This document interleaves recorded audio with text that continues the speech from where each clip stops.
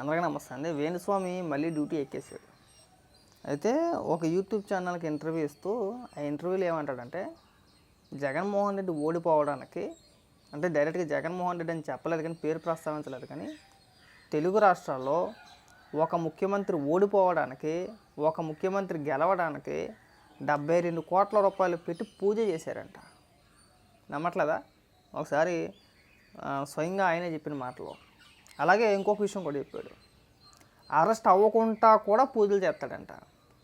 అంటే బహుశా మీరు ఏదైనా ఒక కేసులో ఉన్నారనుకో, ఆ కేసుకు సంబంధించి మీరు అరెస్ట్ కాకుండా ఉండాలి అని చెప్పేసి మీరు అనుకున్నారనుకో, వేణుస్వామి దగ్గరికి వెళ్ళి ఒక 5-10 లక్షలు ఇచ్చేస్తే అరెస్ట్ అవ్వకుండా పూజలు చేస్తాడంట. అలా కూడా చేస్తారంట. మనోడి దగ్గర ఆ విద్యలు కూడా ఉన్నాయంట. ఒకసారి వేణుస్వామి ఏం మాట్లాడాడు వినిపించిన తర్వాత మాట్లాడదాం. ఓడిపోవడం అంతెందుకు ఇవాళ మీ ముఖంగా చెప్తున్నా, ఇప్పటి వరకు చెప్పలే. 2 తెలుగు రాష్ట్రాలలో జరిగినటువంటి ఎన్నికలలో ఒక సీఎం ఓడిపోవడానికి కొన్ని కోట్ల రూపాయలు ఖర్చు చేసి పూజ చేసిర్రు, ఒక సీఎం గెలవడానికి 72 కోట్ల రూపాయలు ఖర్చు చేసి పూజ చేసిర్రు ఆంధ్ర రాష్ట్రంలోనూ. నేను రాష్ట్రాల గురించి మాట్లాడా, మీకు 2 తెలుగు రాష్ట్రాలు అని చెప్పిన, మీరే తీసుకోండి. దానివల్ల ఒక సీఎం ఓడిపోయాడు, ఒక సీఎం గెలిచాడు తెలుగు రాష్ట్రాలలో. ఏమో అంటే ఒక మగాడమ్మకి పూజలు అంటే ఖర్చు చూడండి. ఒక సీఎం గెలవడానికి 72 కోట్లు ఖర్చు పెట్టారు, ఒక సీఎం ఓడిపోవడానికి కూడా ఖర్చు పెట్టారు. 72 కోట్ల రూపాయలతో చేసే పూజ ఏముంటుంది నాకు అర్థం కావట్లా. ఏ పూజ చేస్తారు అసలు 72 కోట్ల రూపాయలతోటి? ఆ చేసే పూజ ఏంటి? నువ్వు జనాలను పిచ్చోళ్ళని చేయడానికి కాకపోతే నువ్వు మాట్లాడేదేమైనా అర్థం పర్థమైనా ఉందా వేణుస్వామి? మైండ్ ఉండి మాట్లాడుతున్నావా, మైండ్ పోయి మాట్లాడుతున్నావా? ఎవరన్నా పిచ్చోళ్ళని చేయాలనుకుంటున్నావు నువ్వు? సరే, నాకు ఒక క్లారిటీ వచ్చింది. నువ్వు రేవంత్ రెడ్డి గారి గురించి మాట్లాడవు, ఆ క్లారిటీ నాకు తెలుసు బాగా. ఎందుకంటే నువ్వు తెలంగాణలో ఇడుతావు కాబట్టి ఎక్కువ తక్కువ మాట్లాడితే ఇబ్బంది అని చెప్పేసి మాట్లాడవు. అదే ఇంటర్వ్యూలో అనేక సందర్భాల్లో ప్రస్తావించావు జగన్మోహన్ రెడ్డి పేరు. జగన్మోహన్ రెడ్డి ఓడిపోలేదు, జగన్మోహన్ రెడ్డి అలా జరిగింది ఇలా జరిగిందని. 72 కోట్ల రూపాయలు పెట్టి పూజ ఏం పూజ అది? ఆ మెటీరియల్ కాస్ట్ ఏంటి అంటున్నా? ఏ మెటీరియల్ వాడతారు అసలు? జనరల్గా 1,00,000కే ఏదైనా ఒక పూజ అంటే ఒక 25,000, 20,000, 30,000, పోనీ 1,00,000. పోనీ నీ స్థాయిలో నీలాంటి వ్యక్తుల చేత ఒక 5-10 దొబ్బేస్తారు ప్రజల దగ్గర. అది ఉంది, ఆ దోషం ఉంది, ఈ దోషం ఉంది అని చెప్పేసి మీరు సొమ్ము చేసుకోవడానికి ఏదో మీ ప్రయత్నాలు మీరు చేస్తూ ఉంటారు. మీరు తినేసంటే ఒక అర్థం ఉంటుంది. 72 కోట్ల రూపాయలతో పెట్టి పూజ ఎవడన్నా బుద్ధున్నవాడు ఎవరైనా చేస్తాడా? 72 కోట్ల రూపాయలతో ఏముంటుంది పూజ అంటే? ఆ 72 కోట్లు పెట్టి అంటే ఇతర ఖండాలకు ఏమైనా వెళ్ళి చేస్తారా, లేదంటే అంతరిక్షంలోకి వెళ్ళి ఏమైనా చేస్తారా పూజలు? నాకు అర్థం కాల. అంటే గెలిపోవటంలో కూడా ఈ పూజలు డిసైడ్ చేస్తాయా? ఇప్పుడు నేనున్నా, లేదంటే ఎవడో ఒకడు వస్తాడు, ఒక 100 కోట్ల రూపాయలు పట్టుకొని నీ దగ్గరకు వస్తాడు, ఆ 100 కోట్ల రూపాయలు నీ చేతిలో పెట్టేస్తాడు. రే బాబు, నేను సీఎం అయిపోవాలి తెల్లారితేప్పటికి, నువ్వు ఏ పూజ చేస్తావు చెయ్యి అన్నాడు అనుకో, అయిపోతావా? 100 కోట్ల రూపాయలతో నువ్వు పూజ చేస్తే అయిపోతాడా? సీఎం అయిపోతాడా? అంటే వ్యవస్థలో ప్రజలు ఓట్లేడు ఇవన్నీ అవసరం లేదేమో, ఇంకా ప్రజా నిర్ణయం అవసరం లేదేమో, నువ్వు పూజ చేస్తే సీఎం అయిపోతాడేమో. ఎందుకు ఇవన్నీ అంటున్నాను ఇవన్నీ మాటలు? సిగ్గుపడు కొద్దిగా. ఇలాంటి మాటలు మాట్లాడితేనే ఎరుపప్పులు అయిపోయింది మనం. ఆశ్చర్యం వేసింది మాట. ఏంటి పూజలు చేస్తే సీఎంలు అయిపోతారా? గామత్నానికి ఎన్నికలు దేనికి? ఎవరి దగ్గర 100 కోట్లు ఉంటే వెళ్ళి శుభ్రంగా చక్కగా పూజ చేయించేసుకుంటే అయిపోద్ది కదా, సీఎం అయిపోవచ్చు కదా. సీఎం అయిపోతానికి పూజ, ఎమ్మెల్యే అయిపోతానికి పూజ, ఇవన్నీ పూజలే. మనం బతికేయాలన్నమాట. ఇలాంటి సొల్లు మాటలు చెప్పుకుంటే మనం బతికేయాలా? ఇంకొక ఆశ్చర్యకరమైన విషయం ఏంటంటే, అరెస్ట్ అవ్వకుండా కూడా పూజ చేస్తాడంట. వినిపిస్తుంది చూడండి. సీఎం ఓడిపోవడానికి అయితే మా కళ్ళ ముందు జరిగింది. మేము అనుకోకుండా ఆ రోజు రాత్రి నా టీం అందరం మేము పూజ చేస్తున్నాము. అనుకోకుండా మా దృష్టిలో ఫోటోలు పడ్డాయి. పెద్ద క్రికెట్ టీం మరి మీది. నీకే ఏ నవ్వచ్చు రాదు, నీకే ఒకటి తెలుతో ఒకటి తెలీదు, మళ్ళీ మా టీం అంతాను మిగిలిన టీం సభ్యుల ఫోటోలు చూపించుకోద్దిగా పుణ్యం ఉంటుంది. టీం మీరు చేసేదే పత్యాపారం అంటే మళ్ళీ మీకు టీము, మా టీం మొత్తం పూజ చేస్తున్నా. ఏం పూజ చేస్తున్నా మీ టీం మొత్తం? ఏ పూజ చేస్తారు చెప్పు?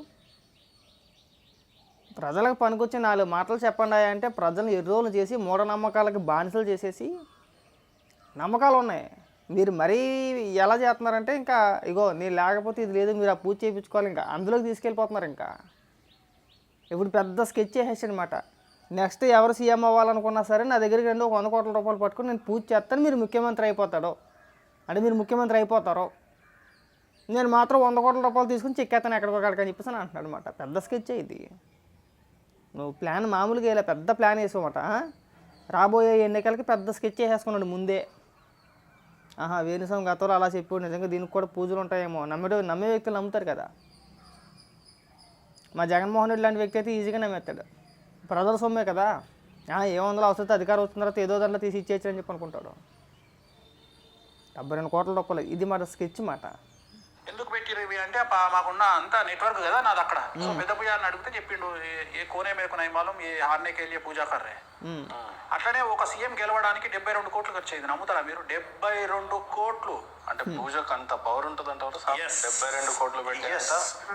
ఒక్కొక్కసారి ఏమైతుంది అంటే, ఉదాహరణ ఇప్పుడు నేను ఒక వ్యక్తి గెలవాలని నేను సపోజ్ 10 లక్షలు పెట్టి పూజ చేసిన, అవతలి వాడు 10 కోట్లు పెట్టి చేసిండు అనుకో, అప్పుడు నేను డ్యామేజ్ అయ్యే అవకాశం కూడా ఉంటుంది. అదేంటది? ఇప్పుడు పూజ కరెక్టే, ఓకే, ఇచ్చిన పేమెంట్ మాత్రమే తేడా. అవతల వ్యక్తికి ఉంది 10 కోట్ల రూపాయలు ఇచ్చాడు, యువతల వ్యక్తికి లేదు, నువ్వు 10 లక్షల రూపాయలు తీసుకున్నావు, ఓకే. పూజ ఒకటే, మంత్రాలు ఒకటే ఉంటాయి, చేసే పద్ధతి ఒకటే ఉంటుంది. డ్యామేజ్ ఎలా జరుగుద్ది అంటే నీకు డబ్బులు ఎంత ఇచ్చారు అనేది కూడా దేవుడికి తెలిసిపోద్దా? ఇటు 10 లక్షలు ఇచ్చాడు కాబట్టి ఎంత చేస్తే సరిపోద్దులే, ఆడు 10 కోట్ల రూపాయలు ఇచ్చాడు కాబట్టి వాడికి అంత ఎక్కువ చెయ్యాలా? ఇది ఎక్క లాజిక్ నాకు అర్థం కావట్లా. చేసే పని ఒకటైనప్పుడు తీసుకునే పేమెంట్ మాత్రమే తేడా, చేసే పని ఒకటైనప్పుడు ఒకటే పూజ అయినప్పుడు ఇద్దరిలో ఎందుకు తేడా వచ్చింది? డ్యామేజ్ ఎందుకు వచ్చింది? ఏ విషయంలో డ్యామేజ్ వచ్చింది అంటే నువ్వు 10 లక్షల రూపాయలు తీసుకుని కొన్ని మంత్రాలు నొక్కేస్తావేంటి సరిగా? నువ్వు 10 లక్షల రూపాయలే తీసుకొని కొన్ని మంత్రాలు నొక్కేస్తావా? చదవకుండా ఉంటావా? చేసే పూజ సక్రమంగా చేయవా? సగం పూజే చేస్తావా? సగం పనే చేస్తావా? ఎలా? దొంగ స్వాముల మాట వీళ్ళంతా కూడా. వీళ్ళ మాటలు నమ్మకండి, వీళ్ళ మాటలు అంతా అడుగుతున్నాను మనం. ఇంకా మాట్లాడతా చూడు. ఇప్పుడు చెప్పాను కదా ఇందాక, జైలుకి వెళ్ళకుండా పూజ చేశాడని చెప్పి అది కూడా చేసాడు. జైలుకి వెళ్ళకుండా పూజ ఇంకా మాట్లాడిన తర్వాత చెప్తా. పూజ ఫలించినటువంటి పరిస్థితి కూడా ఉంటుంది. అంటే అది నేను గెస్ చేయలేను కదా, అంత పెద్ద శత్రువులు అవతల వాడికి నాకేం తెలుసు? తెలియదు కదా. సో ఒక్కొక్కసారి జరుగుతుంది. చాలా ఎగ్జాంపుల్స్ ఉంటాయి. ఇప్పుడు first case in GST Telangana and Andhra Pradesh arrest అయ్యిండు ఒక అతను నాకు పూజ చెప్పిండు. పూజ చెప్తే నేను దేనికోసం అంటే అరెస్ట్ కాకుండా, అంటే నేను బెయిల్ రావడానికి అరెస్ట్ కాకుండా ఉండడానికి కూడా కారాగార దోష నివారణ పూజలు అని చేస్తాను. చేసినప్పుడు నేను పూజ చేసినాక అతనికి నాకు కొన్ని సిమ్టమ్స్ కనిపించినాయి. పూజ చేయగానే నేను ఎంబడే ఫోన్ చేసి చెప్పిన, ఇది ఫెయిల్ అయింది పూజ, మీరు అరెస్ట్ అవుతారని చెప్పిన. First GST case in Telangana Andhra Pradesh అతను అరెస్ట్ అయ్యాడు. నిజంగా నువ్వు కనబడితే 2 చేతులు ముక్కి దండం పెట్టాను నీకు. అరెస్ట్ కాకుండా పూజలేంటో, పైగా నువ్వు ఫోన్ చేసి పూజ ఫెయిల్ అయిందన్నవేంటో, అంత ఇమీడియట్లీగా నీకెలా తెలిసిపోతుందో, ఆ సిమ్టమ్స్ నీకెలా కనబడిపోతే మాకు అర్థం కావట్లా. నేనేమనుకుంటున్నానంటే జగన్మోహన్ రెడ్డి గెలుస్తాడని చెప్పి చెప్పుకొచ్చాడు మొన్నటి వరకు. ఒకసారిగా ఓడిపోయిన తర్వాత పూర్తిగా బుర్రపోయింది అనుకుంటున్నా. నువ్వు మాట్లాడే మాటలో నువ్వు చెప్పే విధానం చూస్తుంటే నాకు అదే అర్థమవుతుంది. ఏంటి అరెస్ట్ అవ్వాలి అవ్వకూడదు దానికి కూడా పూజలా? పైగా ఇమీడియట్గా నీకు సిమ్టమ్స్ కనబడిపోయినాయా? మళ్ళీ పూజ ఫెయిల్ అయిందని చెప్పేసి నువ్వే ఫోన్ చేసి చెప్పావా? ఎలా అండి ఇది అసలు ఎలా సాధ్యమో మాకు అర్థం కావట్లా. మిరాకిల్ మాట చెప్పేసుకో. నీకు ఒక్కటే మిగిలింది. నువ్వు మాట్లాడాల్సిన మాటలో ఒకే ఒక్క మాట మిగిలింది. అదేంటంటే నీవుగా భగవంతుడు అనే ప్రకటన ఒక్కటే మిగిలింది. అదొక్కటే ప్రకటించేసుకో, దరిద్ర వదిలిపోద్ది. చెప్పేసుకో, నేను కలియుగ భగవంతుణ్ణి, నేను మా స్వామిని కాదు, నేనే దేవుణ్ణి, నాకు అన్నీ తెలిసిపోతాయి, నేను అన్ని పూజలు చేస్తాను చెప్పేసుకో. జనాలు చెవులను పువ్వులు పెట్టుకుని వింటూ ఉంటాం అలాగా. ఎలవా చెప్పవు కానీ ఈ పనికి మాట్లాడమాక సిరాగ్గాను. ఎరపాప అయిపోవడం కాబట్టి ఉపయోగం లేదు. దయచేసి ఇలాంటి మాటలు ఎక్కడితో కట్టిపెట్టి